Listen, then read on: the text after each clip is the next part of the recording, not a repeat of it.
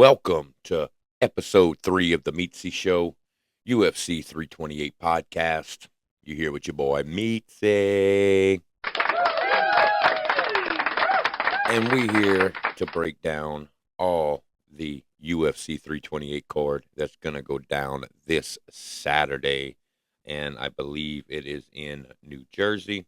And that is where it is going to happen. Yes, at the Newark, New Jersey, in the Prudential Center. Early prelims start at 4. Prelims start at 6, and your main card starts at 8. And what a card it's going to be. Might be card of the year so far. Because, man, they got some killers and they got some bangers, just going through the card last night and just kind of looking. And we're going to have a special guest come on later, and he's going to give us his best bets and his thoughts and his predictions and what could and couldn't happen, what he thinks might happen, where he thinks to place your, put your money where your mouth is, Put your money where your mouth is, baby. Ooh, gunshots. So we got some cool new buttons to play with that Awesome! that are awesome. That are awesome. So we're going to keep doing that and messing around because, life's life, dude. And you just got to do the best you can. And we're just out here trying to do the best we can, trying to sip our little coffee.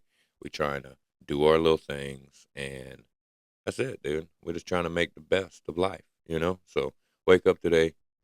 Just do the best you can. That's all we can do is the best we can. But anyway, let's talk about this UFC 328 card.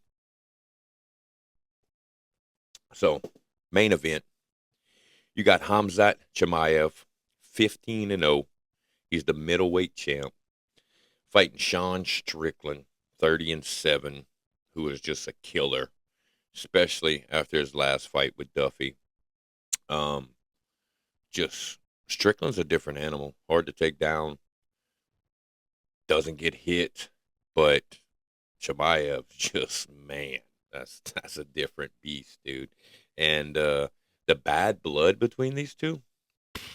They can't even have press conferences. Strickland said he's going to shoot him in the face, and it's got crazy. This is probably the wildest it's been since Khabib McGregor. As far as actual hatred in the octagon. There's going to be no tapping gloves. There's going to be no "Are you okay?" And if Khamzat is able to strangle Strickland, I think that you're going to see, if he taps or the ref calls it or something, there's gonna be a little extra, just let him know. Let him know, like, hey, I don't appreciate that shit. But boy, that's gonna be a good one because Strickland's a beast, dude, a beast. Co-main event, got the flyweight title on the line. Joshua Van versus Tatsuri Tahari. Tahari's 18-1 out of Japan. Van 16-2 out of Maynard. Van just recently won the belt from Pantoja, which was a knockout. First 26 seconds. UFC 323, which some people might say is a fluke. Others might say not. And then you have Toshiro. His last win was against Brandon Moreno, which was a knockout at UFC 323. So this is going to be a good fight. Can Taria beat Van? I don't know. Van seems like he's kind of on a mission, and I'm kind of hoping Van wins. That way, Pantoja can get another title shot against him and probably get his belt back. I mean, I don't know. And like I said, I'm no expert. I just like watching people punch each other in the face, dude. And I think it's awesome. It's an awesome sport. We barbaric as people, and I like rough and rowdy things, baby. So then you have a heavyweight fight. This is your third fight of the card. Well, not necessarily third fight, but third from the top. And you got Alexander Volkov versus Wandelo Cortez Acosta. 17-2 out of Dominican Republic. Alexander is 39-11 out of Russia. And I'm just gonna go Waldo on this one. Just last three have been TKOs. He beat Derek Lewis, uh, UFC 324 by knockout, and Alexander he's a split decision kind of guy. He's a decision kind of guy. 39-11. Like, guy's got a lot of professional fights. I just don't see him coming in there. And but I mean, he's a big dude, 6'7", 261, dude. 37 years old. Waldo's 34 years old. I just think I think this would be the one where Alexander could, come out with an upset, but I just think Waldo will probably have it. And then you have Sean Brady versus Joaquin Buckley, which both are coming off a major loss, their last fight. So you're gonna have a lot of a lot of want right here, a lot of want to get it going and get back in that winning streak, especially for Brady. Brady's got to kind of defend himself, get back, and if he wants to really up himself in the welterweight division, he's going to have to make this one kind of look easy. And Wokan he's not an easy fight. Lost to Usman last time. Brady, let's see, I can't remember exactly who. Oh, he lost to Money Morales, and Money's been just tearing people up. So that's going to be a good fight. Man, that's what I'm saying. There's just a lot of bangers on this card. Next, you got two people who combined. I'd have to run the math real quick, but Jeremy Stevens is 29-22, and Bobby King Green is 34-17-1. Like, these people have some experience. I just think King Green is going to take this one lightweight. Both of them haven't been too impressive in their last fights. Besides, King Green, he won a knockout, but it wasn't against nobody, high profile. And Stevens, like, his last two has been losses, unanimous decision, submission. This is only his second fight in the UFC. No, this will be his third since 2021. He was in the PFL for all his fights in 22 and then fought once in 25 for the UFC, and now he's back. I just don't think, just looking at the body of work and everything, I just think Bobby Green's really going to get this one. Now you have Ozzy Diaz versus Gucci, and Gucci's 10-1. Ozzy Diaz is 10-3. You got a Cameroon, USA. I got to go Gauthier here. I just think Gauthier is going to be the better fighter. I think Gauthier is going to not necessarily manhandle Ozzy, but if he can put it together, I just don't think Ozzy really is going to have a chance. Then you got a welterweight fight, and this one I think is going to turn a lot of eyeballs, especially because you got two people that aren't really big names yet. You've got Yaroslav Amosov, who's 29-1 out of Ukraine, and you got Yoel Alvarez, who's 23-3 out of Spain. This is going to be Amosov's second fight in the UFC. He had a fight night back at 25 where he won by submission against Magny. So his second fight in the UFC, 32 years old, but 29-1. You can't be 29-1 and be bad. I'll just tell you that much, And then you have Alvarez, who has won his last four. He is undefeated since 2023. Last fought on October of 25 against Luque, and he won by an ultimate decision, unanimous decision. So I think that one's going to be good. Could it go to decision? Probably so. Both fighters, are kind of feels like to me like it might be a fill them out fight. The next one down the line, we've got Grant Dawson. And I'm going to butcher these names, dude. I'm from Gaydon, Louisiana. I don't know how to pronounce shit, dude. Shit. But we here and we trying, so, if we can get a clap for that. We're trying. We're definitely trying, you know. So, but you have Grant Dawson versus Rabicki. I know how to say the last name, Rabicki. Grant Dawson from U.S. 23-3-1, and Rabicki is 20-4.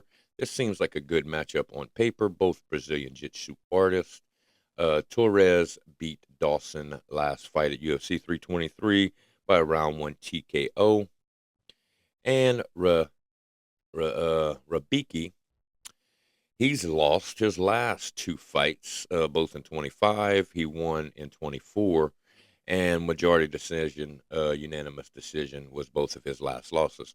So I could really see this one possibly going to the ground where both men are really good unless somebody gets caught. And it probably could be a snooze fest to where it's going to be 5 rounds or 3 rounds of just really good jiu-jitsu and see who comes out on top, you know. That one's going to be kind of hard to really predict. I'd probably have to go Rabicki here, but that's just based on the stats with his takedown accuracy and takedown average. His average isn't as good as Grant, but his accuracy is. And also, you know, but Grant, well, now that I'm really looking at it, Grant looks a little bit better. His significant strike accuracy is better per minute. Radiki's better. It's kind of even. It's going to be a good 155 fight, you know. And usually 155, like I'm liking to see people throw bombs, you know. I'm talking about Dustin Poirier bombs and stuff. So to see this one, I believe will be a grappling one, but it should be good. Now this next one, poor old Jim, and not even poor old Jim. Jim Miller is the freaking man, dude. Like Jim Miller is the man, and he's got to be the man. Like, oh, Jim Miller's 38-19, fighting Jared Gordon 21-8. And after watching Miller's last fight, it's kind of like, man, come on, Miller. You know, it didn't look too good. Chase Hooper didn't really beat him bad, but was a unanimous decision. But Miller's, hey, dude, Miller's one of them people, dude. You can't count him out. You can't count him out. And Gordon better be prepared to fight with him, you know, because Gordon's last fight was at UFC Noche, September 25 last year against Garcia, and he lost by KO. He beat Moses by KO earlier that May. So both of them coming off a loss. This one's going to be interesting. I want to go for Jim Miller, you know, and because I like Jim Miller. Everybody likes Jim Miller, you know, so you kind of want to go for Jim Miller. But for Miller, man, it's kind of, the age thing. He's 42, which, I mean, Gordon's 37. Jim just wasn't very impressive at all. And I get Hooper's up and coming, but it just really wasn't that impressive for me the last time he fought. So, and like I said, no expert to see, try to do my best, you know, and maybe Ravi, when he comes on in a little while, he'll give us his takes and get us some better info. And then we're just going to run through these early prelims to start off the fight. You're going to have Clayton Carpenter versus Jose Ocho. Ocho's 8-2. Carpenter's 8-2. Listened to some people the other day that was like, I believe Ocho is where he likes. They both mix martial arts. You know, Carpenter has lost his last 2 by submission and ultimate decision back in 25, and Ocho is he's lost one in June last year and lost in July by a unanimous decision. From what I could gather, though, is that they just think Ocho is gonna be better here, and that Carpenter may be able to give him a run for his money, but Ocho just seems like the better fighter. And I don't know really about either of them. And that was kind of hard for me for the early prelims because I'm a UFC fan, but I'm also all kind of sports fan. So it's hard when you get to the main card and I get to the fighters that I've been hearing about for years, and I can kind of piece it together and do everything.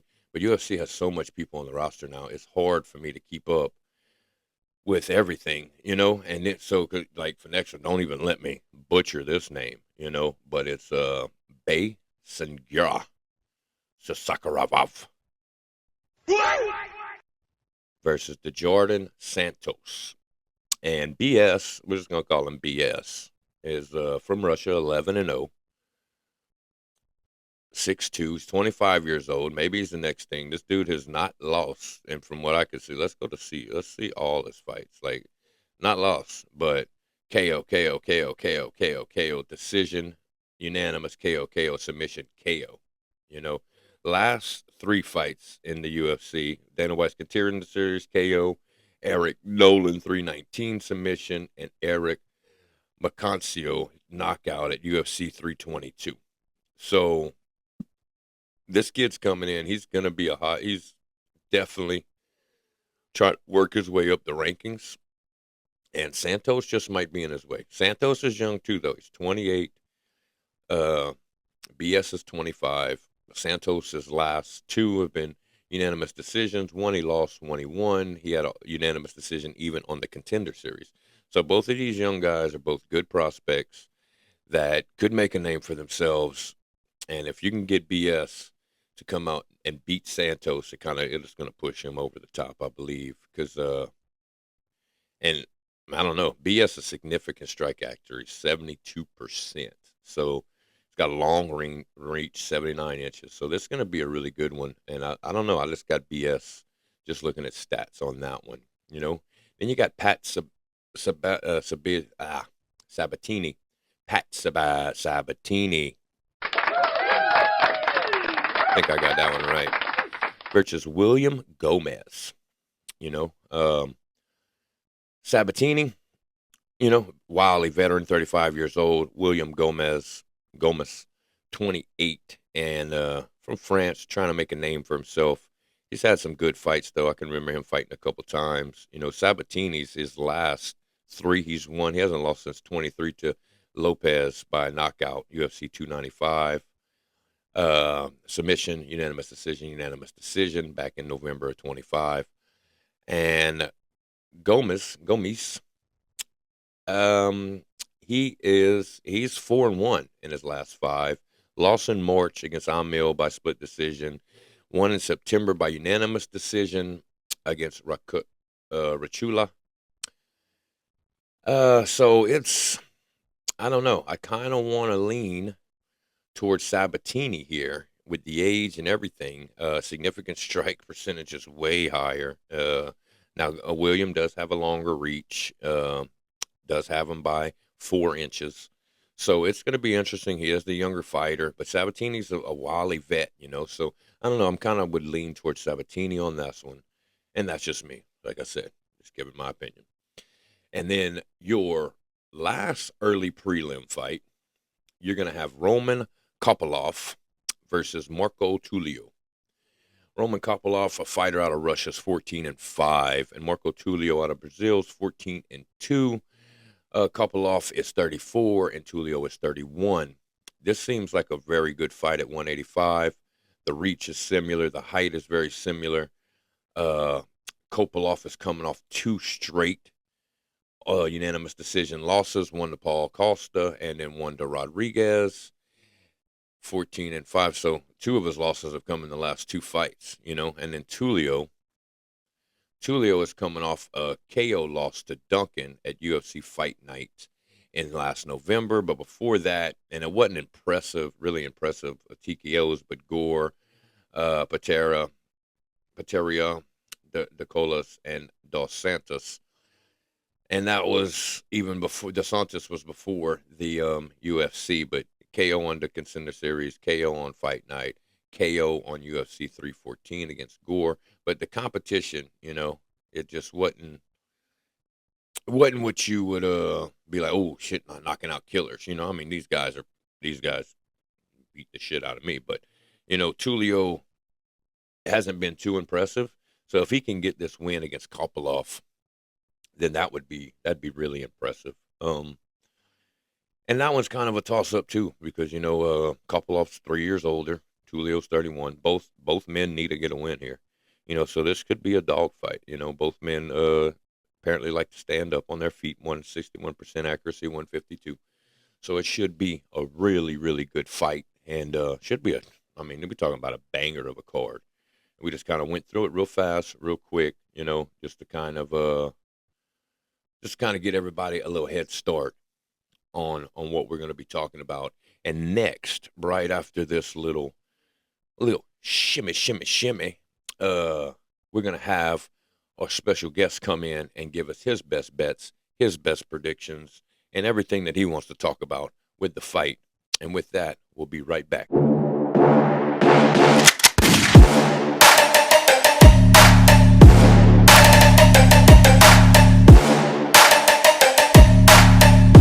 And welcome back to the Meatzy Show. We got a special guest with us, Ravi Shetye. I've messed it up already, and we just went over it. So it is what it is, dude. I'm from Gaydon, and we fuck shit up. So just he's the owner of RS Realty Group, RS Appraisal Services. We're gonna throw up his IG down here. He's gonna talk about the fights with us. What's up, Ravi? What you doing? Hey, my friend. How you doing, brother? Dude, we doing good, Ravi. I can't complain. Exciting card this weekend. Like, what? Tell us your thoughts on the whole card as a whole. Big card, potential card of the year, Meatzy. And thank you for having me, brother. Anything I can do to support the show. Been listening to your first couple shows and love them. So, yeah, just another huge MMA fan that I think we could have the card of the year here. I know the White House card is coming up, but yeah, there's some bangers. It definitely looks money to be made. It definitely looks like some money to be made. You're right, and definitely looks like some bangers. Just want to he recently sent me some clips of Hosmot and that Strickland, and Strickland's a wild boy, dude. What you got to say about them two little interviews that you just sent me? Man. These two, I mean, this is the first time, like you said earlier in the show, I was listening to it at the gym, and this is the first time I feel real beef since, Khabib and Conor back in the day. I'm not confident what will or won't happen after that fight, Meatzy. Hey, dude, so, it's gonna. They done separated hotel rooms. They got extra security. Like Strickland's out there calling him a third world dog. And the crazy is, this Hamzat is so chill. Like, you watch his interview, it's like he's like Mr. Miyagi. And I only say that reference because me and the old lady just watched the new Karate Kid, which was like last year. But anyway, shout out Karate Kid, Mr. Miyagi. But he is so chill, and I was like, dang, man, Strickland's gonna die. Yeah, Russian mob vibes for sure. Yes. It was like, dude, and he was like, huh, you'll never see him again. And I was like, oh, dude, here it goes. But, well, let's jump into this thing because, man, we got 13 big fights. What fight do you like the most for a bet on this card? Well, I have a couple, and I'm thinking my lock would probably be the Jared Gordon fight. I'm going to go ahead and disagree with you early. I love Jim Miller. He's fighting at home. I believe he's from Jersey. This fight is in Newark in the Prudential Center. Gordon has been one of those up and down fighters. Miller is at 38 wins, which is just insane. I don't know how old he is. I don't have it in front of me, Meatzy, but he's 42 years old. Exactly. I mean, that's a year older than me. That's insane. Crazy. To still be doing what he's doing at that level. Chase Hooper fight, wasn't impressive really either way. I don't think he'll get to 40. I could see him laying the gloves down and getting KO'd. So I think those odds are a little skewed there. And then I'm going to go ahead and disagree again on the King Green fight. And look, my opinion is worth, throw a dart at the wall. But with King Green, Bobby Green, he'll win 2, drop 2, win 1. I mean, get one of the nastiest subs by Patty. So you never know what you're going to get with him, which is his unpredictability, which, is why he's so high up on these cards. But you have Jeremy Stevens, who you were talking about, that was out of the roster for a few years. During those years, he was in BKFC winning bare knuckle brawling. So, if King Green with those low hands, I could see a KO with Stevens, as a kind of sleeper dog pick. Nice. Because I didn't know that. I was just going off of the stats I was reading right here, but I didn't even look at bare knuckle. That's interesting, though, because if he's knocking people out there, I don't know. I can be persuaded either way, though, because King Green, like you said, three good fights, 3 bad fights, 1 good, 1 bad. You never know what you're going to get with him. So it's always something that's really interesting. What is one odds or one of the fights odds that you think are mispriced, where it's like, oh man, like they're not looking at this right at all? Yeah, I think really the odds got it pretty close. I would say the Sean Brady Buckley fight too. Again, I'm going to go with Buckley there. I think those odds, that's good money odds. Buckley at plus 145. Right. I think his takedown defense is going to be there. He's been training with Usman. Brady gets in trouble if he has to be on his feet too long. So if Buckley stuffs that takedown, he could be in some trouble. Like with Bilal, Yeah, that's some good points. That's a good points. And Morales, but Morales is another beast, Yeah, but Morales is, and I messed up earlier and I said money. But that was Money Mikado. I had a whole different person in my mind. But Morales is still a killer. And his last fight, it was just unbelievable. So before we get into this card, and we're gonna go fight by fight, and I went from the main event down earlier, so we're gonna go early prelims up this time and finish on the main event, especially after what was just said between both fighters in their press conferences. Man, it's been wild. Oh, it's wild. It's wild. So before we get into it, just let everybody know, like, what's one thing that you look at? It doesn't have to be one. It could be a couple that you look at whenever you're choosing who you think is going to win a fight. Yeah, this was a hard question posed to me because it's like it's very hard in who you choose and why.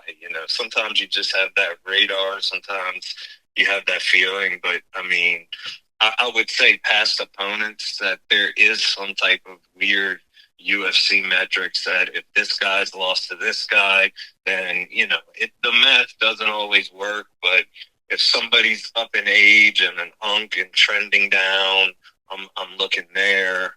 If they've been chinny lately, if they've been subbed a lot, what's their takedown defense like? All of that factors in, Yeah, good point. So let's jump straight into the card. We're going to start with the early prelims. And tell us how you feel about Clayton Carpenter, who's 8-2 USA, fighting a guy out of Peru, Jose Ocho. And if I mess up the names, big guy, just correct me, because I know you're probably a lot better with him than I am. He's also 8-2, and this is a 125-pound bout, flyweight bout. What you think about this fight? I'll say this. I always need to tell myself to stay away from the first fight of the card, because the first fight of the card always kills any parlay. It's usually women, it's usually a decision, and I'm usually wrong. However, on this one, I'm leaning Ochoa. I have no clue who's going to win this fight.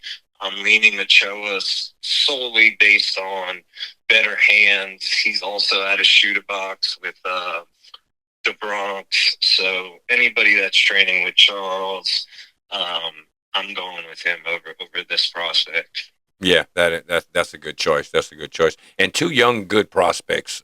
Ocha is 25, and Carpenter's only 29.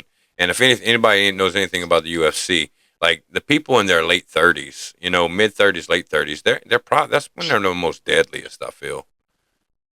Yeah, two in their prime. I could see it going to the cards. Two similar styles. Maybe Ochoa sprinkle on sub just with the shoot box training. Yeah, yeah.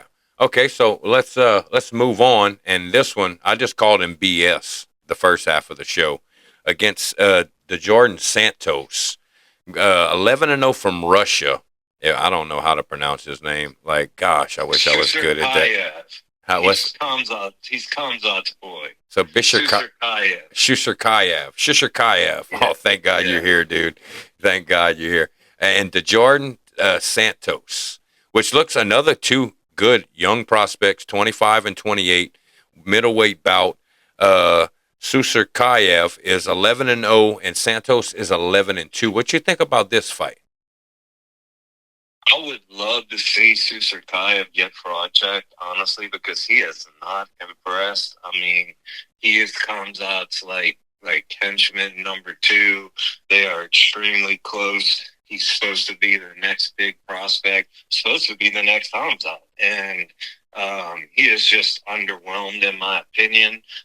Still winning, but people that the UFC have been serving him up to have not been the best competition. And, Mr. Santos is also an unk. If there was any way or path to victory for him with a KO, I just don't see him catching it. I think he'll win this fight, but against better talent, the fraud check is coming for him. Yeah, I mean, I was just looking at his past opponents here, and honestly, and I'll pull them up on the screen right here for everyone else to see too. I don't know a single one of them. Like, never even have heard of a single one of them. So that's an interesting point there, and a point people should probably should take advantage of. You know. So next, and I love this name. Ever since I figured out earlier how to say it, Pat Sabatini. You have Pat Sabatini representing the U.S. and William Gomes representing France in a featherweight bout, 145. Sabatini's 35, Gomes is 28. And what you think about this one? Because this one looks really kind of interesting to me. Yeah, this is an interesting fight, Meatzy. I'm going Pat. I'm going USA here. I think Gomez has a lot of potential, but he just every time out makes a mistake, a fundamental mistake that costs him the fight.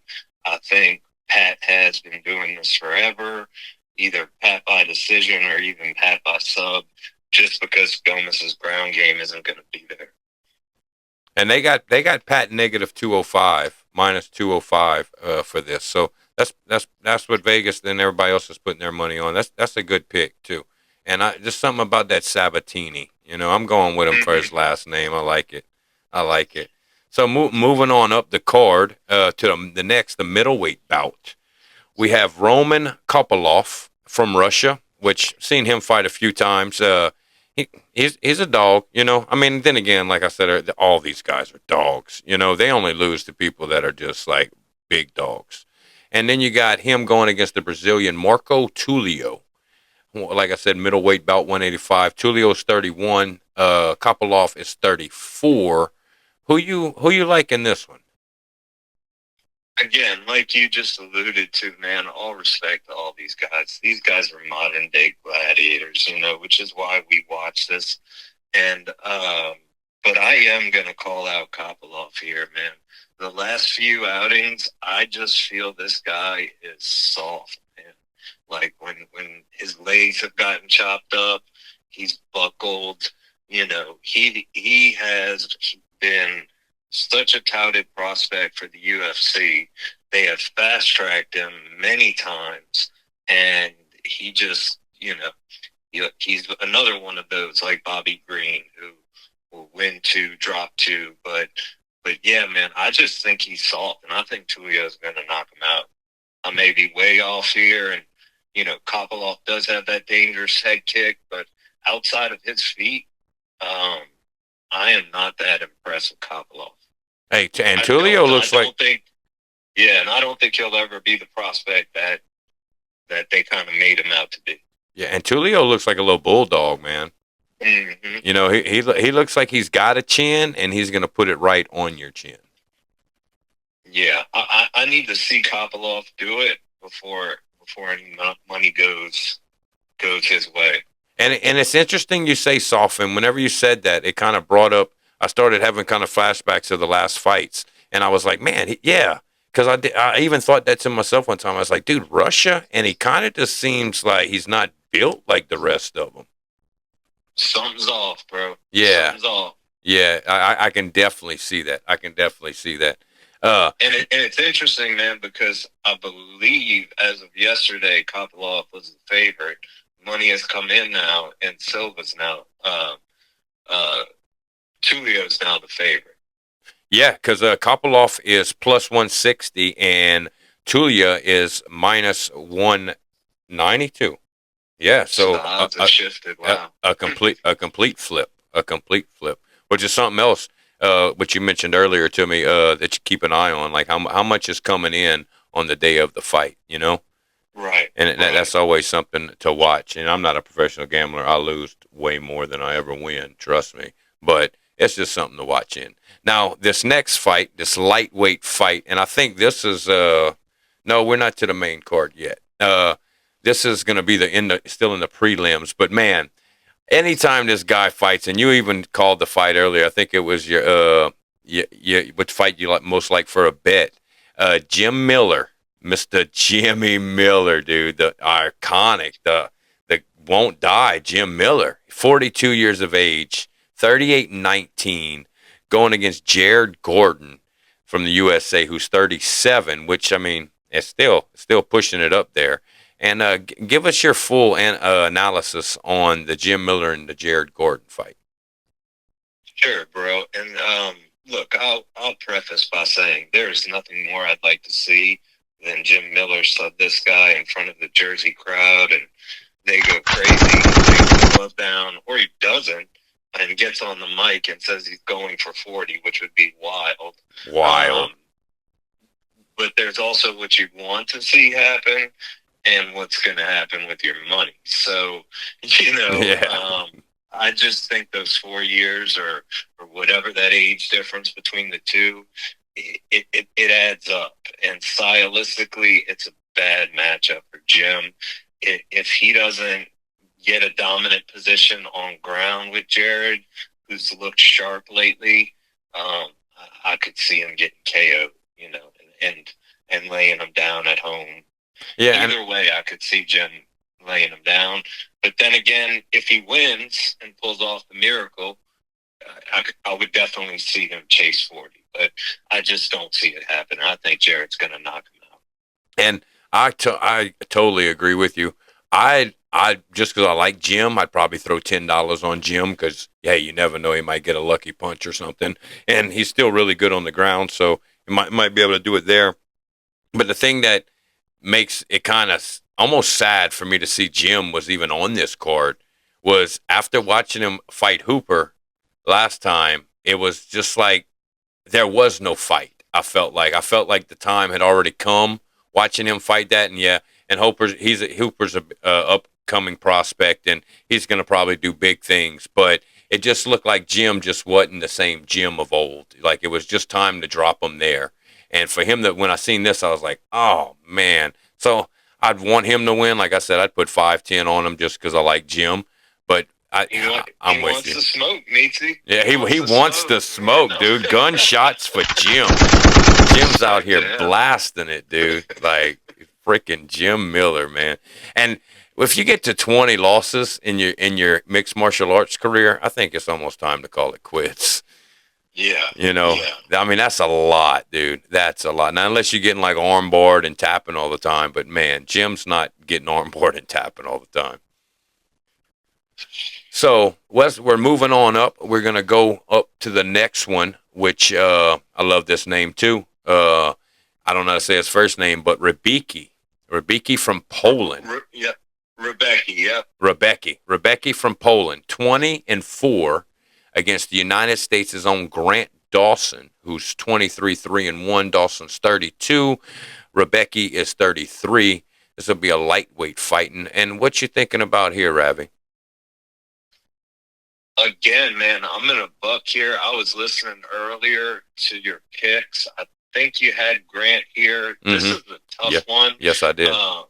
But yeah, I'm gonna make a bold prediction, bold statement, and also call Grant Dawson out. Man, he reminds me of Sam Jackson from that movie Glass. That chin is glass, bro. He is getting knocked out. That might be another one of my locks.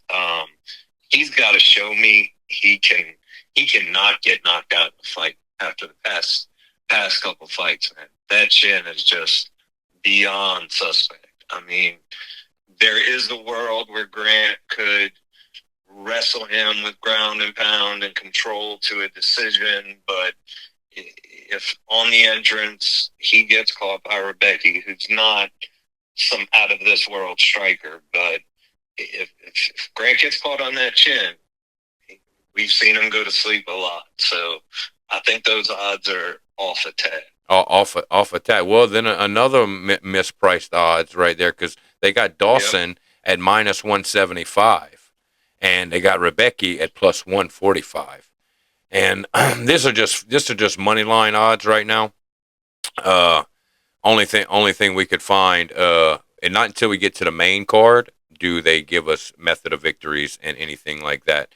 But we're going to keep it rolling right here because we're still in the prelims right here. We've got two more prelims before we get to the main card. And next, we got Yoel Alvarez, 23-3 out of Spain. This is going to be a welterweight fight.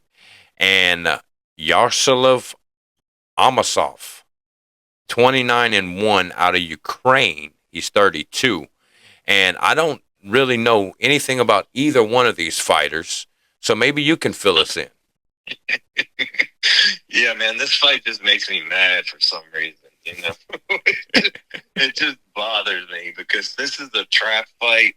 I would stay away from this fight. Man, just saying that guy's name is a mouthful. Pause. But I'm going Alvarez. I can't bet on another one of these Bellator unks that transition over, which is what Amosov is. Yoel Alvarez has lost to Arman Tsarukyan. That loss has aged well, you know. Yes, it has. Arman's a monster. But yeah, I could see either of these guys killing a parlay. Stay away from this one. Yeah. Okay. It's a trap fight. Trap fight. First trap fight of the card so far, you know, and we're almost about halfway through. So it seems like a good betting card so far, you know. And I wonder if that's because there's no women fights, you know, because women fights are finding a lot of trap fights too. But before we keep going, I want to get your take. Like, this is the first card I've seen in a long time without a couple women fights. It's interesting, right? Yeah, very interesting, you know, because they were building up the women's divisions and everything was going good. And then now that I say that, I'm thinking about it, almost all of the women's champions are hurt, though.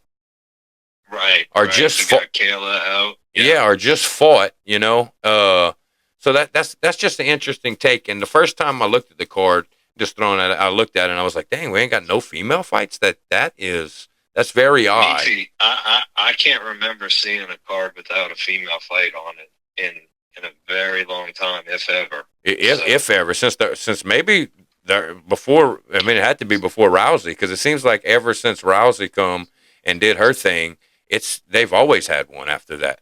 Right. You know, and I could be wrong. They're gonna have maybe somebody correct us, but it's fine. Look, maybe they thought they couldn't protect them with the whole Sean and Kamzat beef. Yeah, hey, maybe so, dude. It's like, hey, we all gotta have separate dressing rooms.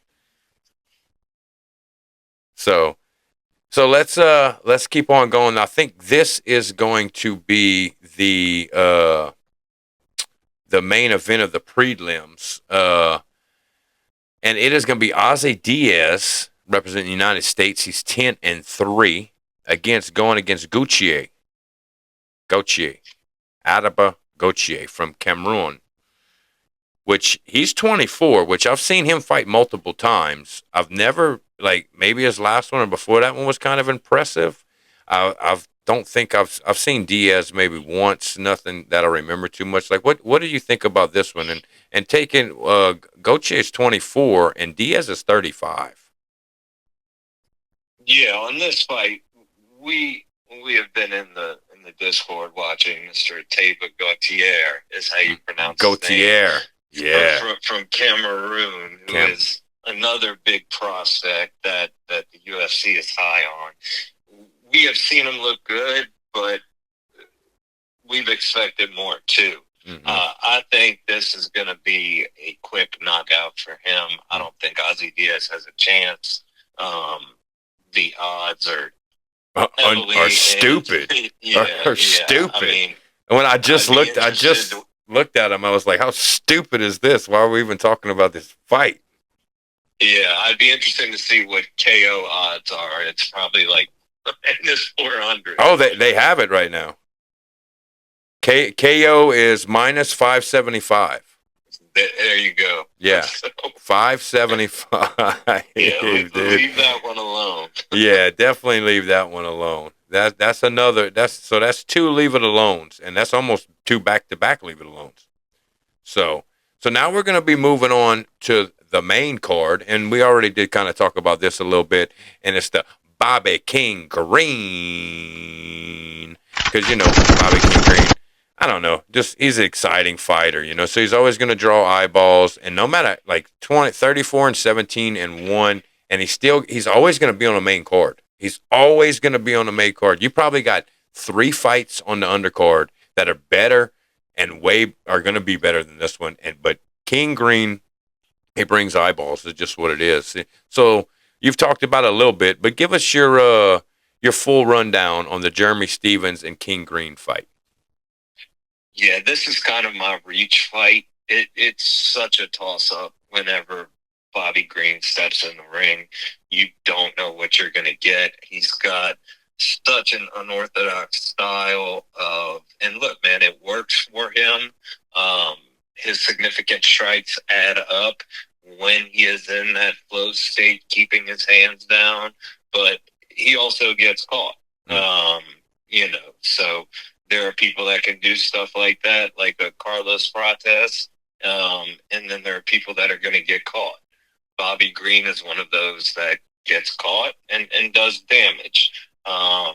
He's a warrior, love Bobby Green, but fight anybody, anytime.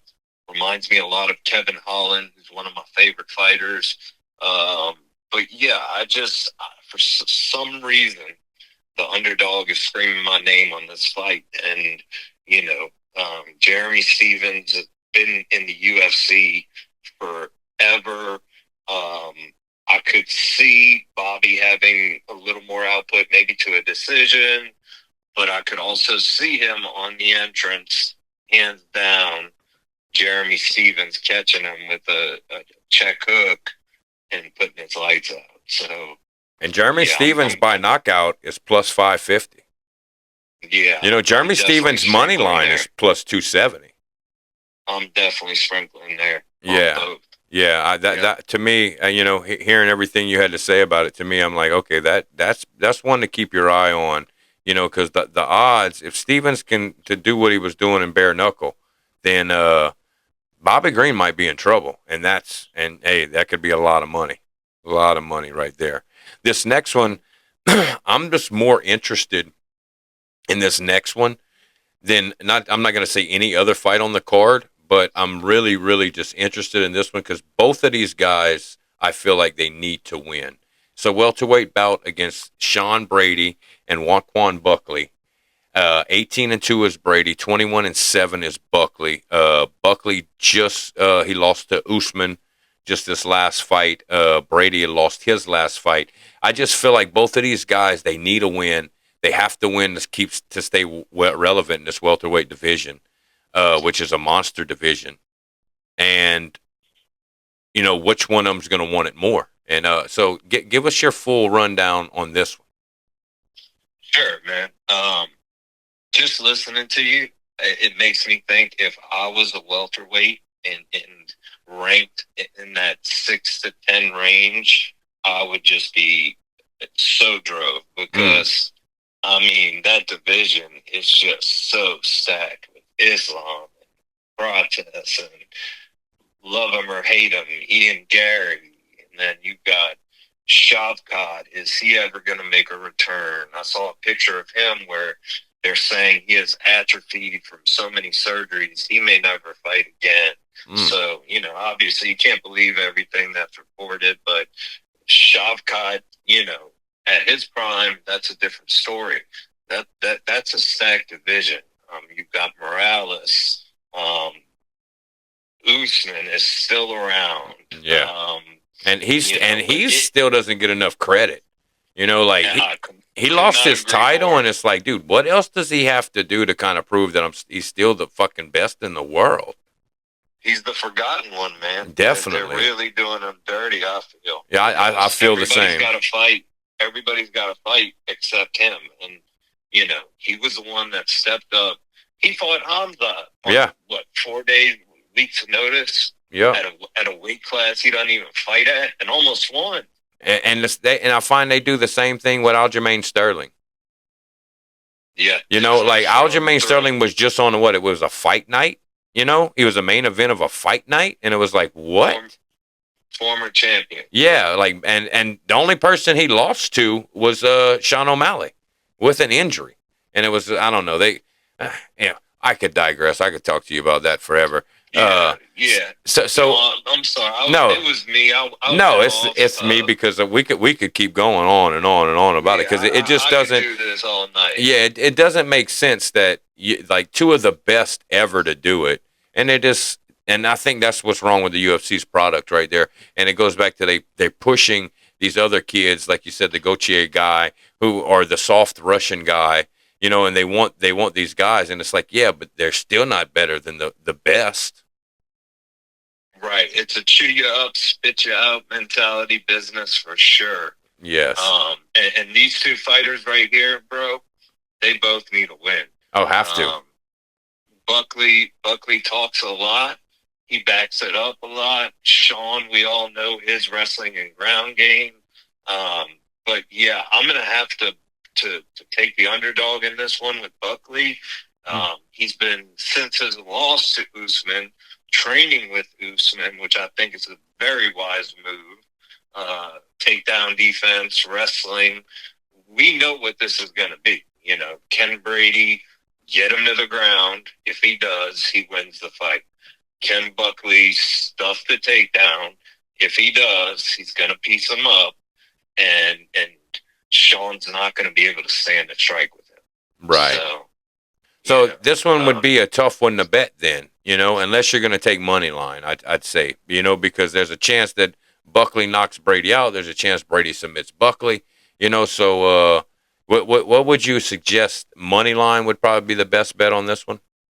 Yeah, I would probably stay safe with Buckley money line because I've seen Brady wobbled by not big punches, and then I've seen Brady eat some heavy shots. And so, you know, no telling method of victory on that one.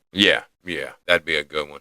All right, now moving up to the big boys. Boy, I love when the big boys fight. And I wish the heavyweight division would just kind of get off its toes. We need somebody more than Holick doing it. You know, we need Tom Aspinall back. But needless to say, we got a big boy fight here. I mean, I'm talking about a big boy fight. We got Alexander Volkov versus Waldo Cortez Acosta. The big Russian, 39-11. He's 37. He's 6'7", 261. He should be playing the right guard for the Saints at this point. And then you have Waldo Cortez Acosta. He's 6'4", 262. I mean, this is some big men. Too, man. Come on. Oh, dude, I'd take him as a D tackle any day of the week. And he seems like he's fast on his feet. Yep. You know? Athlete. You know, so what for the big boys of the night? And was this our only heavyweight to fight? Maybe not. I'd have to go back and look. But what you thinking about this fight? Man, this is another trap fight to me, man. This is tricky because Volkov is one of those unks that's had quite the career. He has fought the best. He has beaten the best. Um, he's a handful now.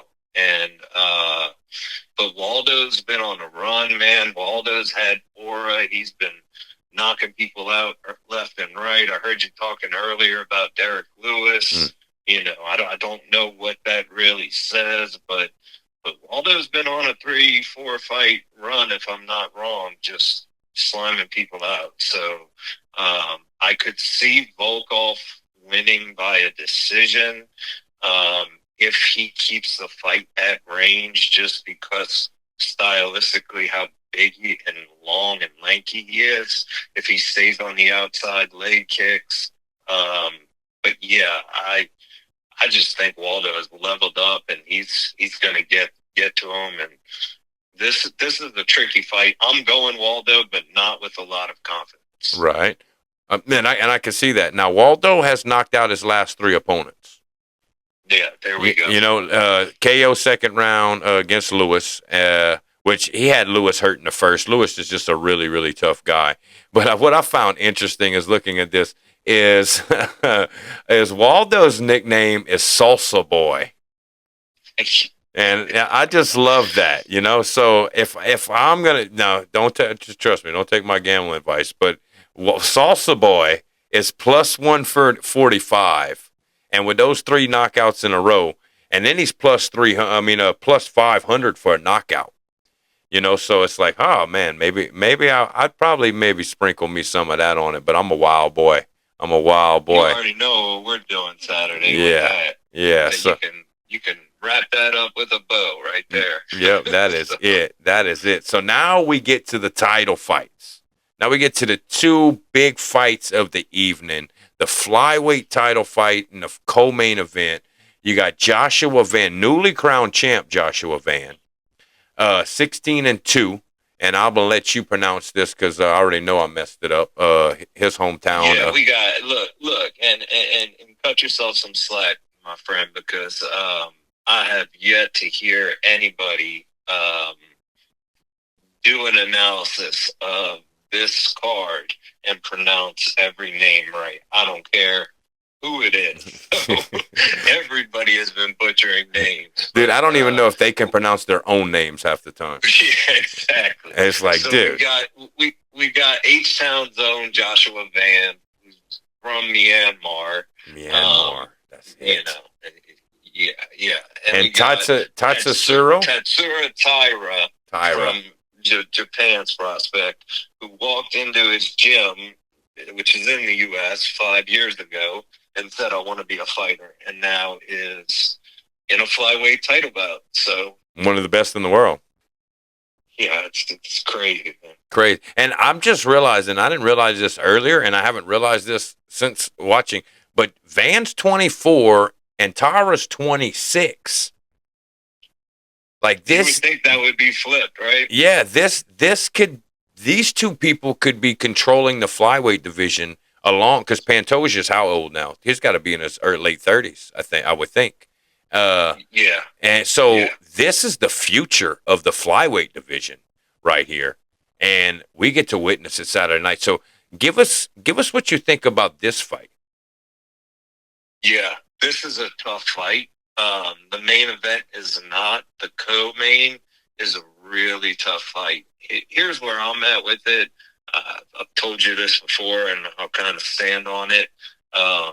Seeing Pantoja win and defend that belt, I do not think, because of the weight class they're at flyweight, I don't think just that weight class in general gets the respect it deserves based on their weight, if that makes sense. Oh, it makes tons of sense. And Pantoja is a warrior, man. That when he won that belt and he was all sliced up and he's screaming to his dad about, "Are you proud of me now?" I mean, that's why you love the UFC, you know. So, and then he repeatedly defended his belt multiple times. And so, you know, but when he fought Joshua Van did push him and he landed on the ground, whatever, broke the shoulder, the elbow, he lost, and L is an up. So Joshua Van is the champ. You can't fault Joshua Van for that. Right. And to me, I really don't care who wins. I just want to see Pantoja get his championship bout back, get his belt back, because I think he takes them both out with ease, honestly, without a fluke injury. This is a tricky one. I'm going to go with Van, and I would probably I don't know if I'd be confident to say Van by KO. This one could go to the distance of the cards. Maybe sprinkle on Tyra by sub, because I can say this about this fight. Don't go refill your drink. Make sure you got your glasses on, because both of these guys are extremely fast. Tatsuro Tyra will have your back and be choking you out before you can blink. Do you think could it be a first round finish? I mean, I could. If Tyra wins the fight, it's going to be probably by subbing Van out. I can see that. I can definitely see it. And Tyra's he's favored right now. He's minus 175. Yeah, or control time to a decision. Yeah, and him winning decisions plus 275. Tyra submitting Van has the best odds at plus 185 as far as method of victory. Yeah, I could see this fight going multiple directions. I mean, you got Van's KO at plus 300. Yeah. Going to be a very interesting fight. And this might be the most interesting fight of the card. Besides a couple other ones down, I think this is just going to be a banger card, because you got a lot of prospects that need to prove themselves and a lot of wily vets that are kind of thrown on the other side. That's like, hey, I'm here. I'm still here, dude. And I'm still ready to fight. So it's going to be one of those cards where I think when you see all the names, it's like, oh, okay, we got 2 title fights and all this. The main card looks good. It might be one of those things where the undercard maybe outperforms the main card, just as far as highlights and stuff like that. But anyway, let's go on to the main event, because this is the one that everyone's talking about. We talked about it earlier when we first got you on the phone. Strickland's out there calling him a third world dog. Strickland's just a wild boy. He was even calling Brendan Allen a cunt retard. Like, he was just going crazy. The BA was catching strays. You saw that, huh? Dude, everybody was catching strays. And Strickland is just, and that's what you love about MMA, is they, just let the guy be who he is. But man, he needs some counseling for sure, dude. Like, he needs some help, dude. Like, but maybe that's why he's a good fighter, because he doesn't have any. But Khamzat, we're just talking about a different human being, a different form of human being. Just the calmness of him during that interview. Give us your rundown on this fight. Sure. I mean, there are multiple aspects of this fight. There's the outside noise of all the back and forth beef and talking, and then there's the actual fight. And I think Strickland is honestly trying to promote the fight, which he's great at doing. He's great on the mic. As crazy as it is, it brings eyeballs. But the guy's also a hell of a fighter. So, unfortunately for him, it's a stylistic nightmare.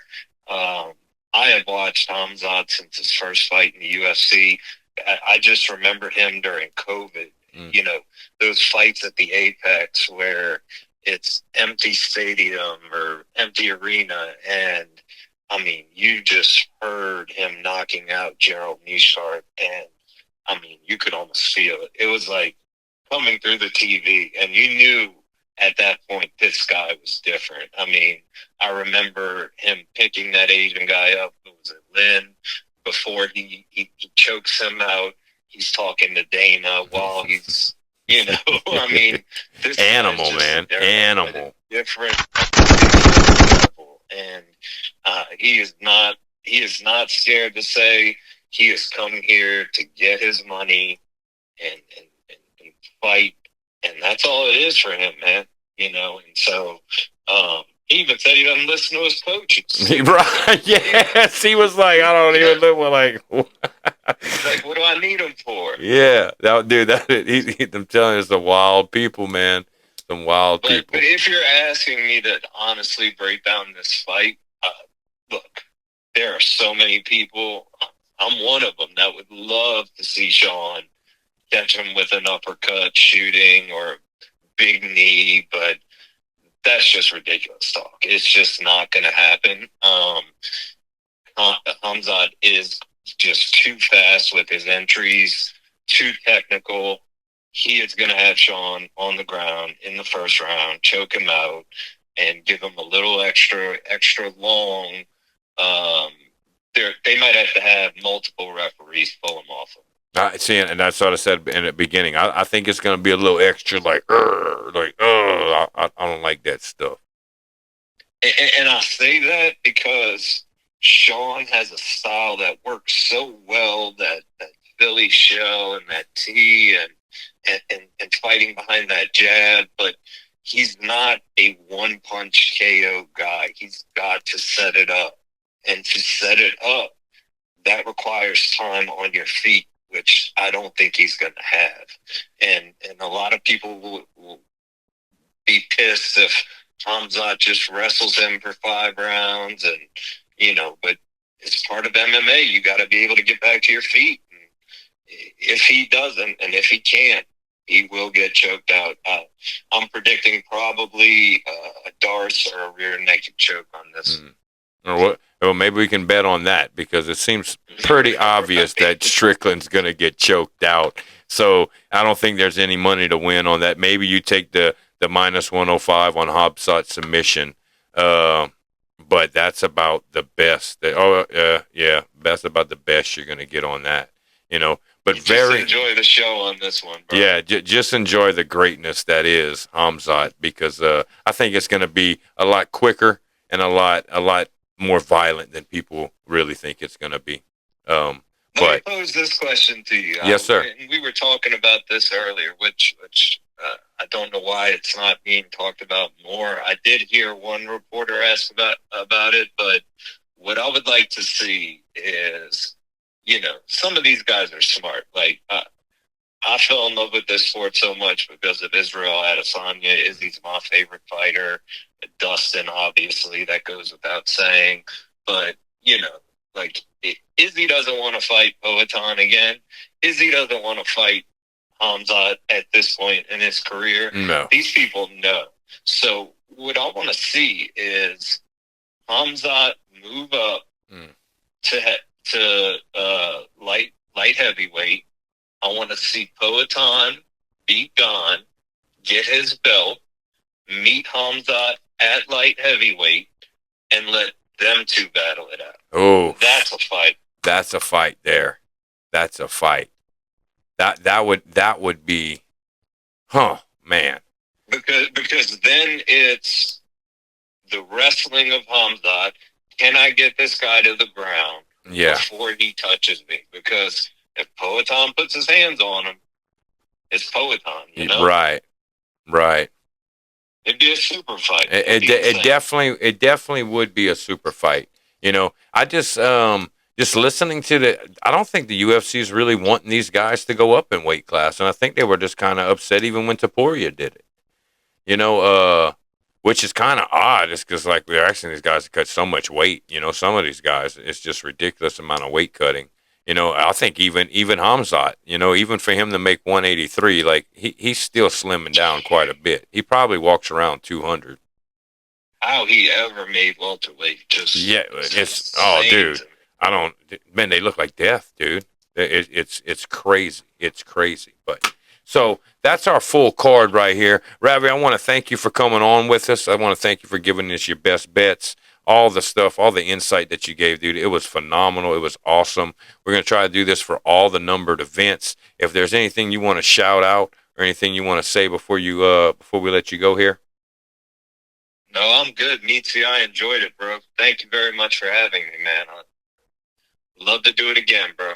All right, man. Well, we appreciate it, brother. And this is going to be the end of episode 3, UFC 328 podcast. Tune in next week.